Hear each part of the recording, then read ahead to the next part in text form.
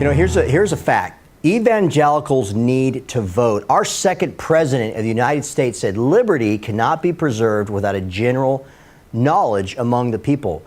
Why do I bring this quote up from John Adams? Because most of us, sad to say, are biblically illiterate, and we've become ignorant of issues that are taking place today.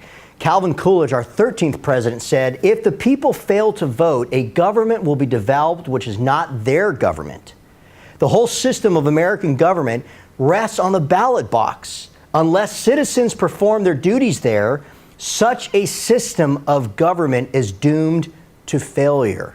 Here's the bottom line. Evangelicals need to vote. Out of the tens of millions of evangelicals in America today, only half of Americans that claim to be Christian are registered to vote. And out of the half that are registered to vote, even vote. Now, obviously, it's a little different during a presidential election like the one coming up here in 2016, November of 2016. But the point is that Christians don't even care to vote. And why is that? Well, because a lot of us have become ignorant. But also, it's because American pastors have become too scared to mix their sermons with politics because they think separation of church and state is a real deal, that it's unlawful for them, or it's illegal, if you will, for them to be talking about political things. But as I stated in other previous videos, it's not about politics, it's about moral issues and looking what the Bible has to say to these things and aligning these candidates that are running for different offices around the nation, both local, state, and federal level.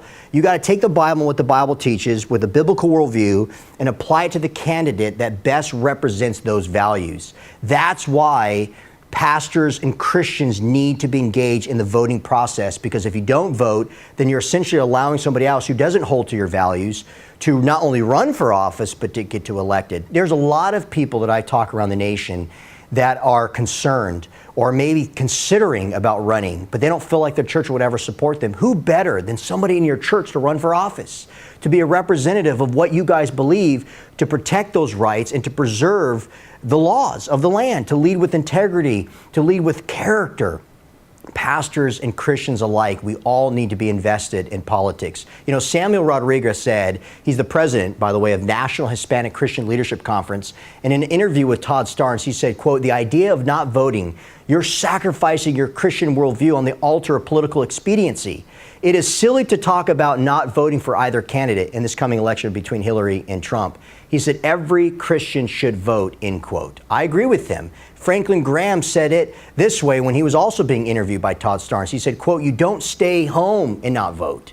He says, you vote. You are to vote the candidates that best support biblical truth and biblical values, end quote.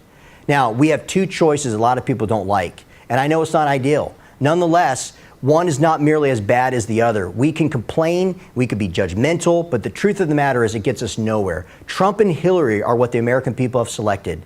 This clearly speaks to the troubling times that we live in. So rather than not vote, we need to vote. Because if Christians don't vote, it just makes the nation and all of our problems a lot worse.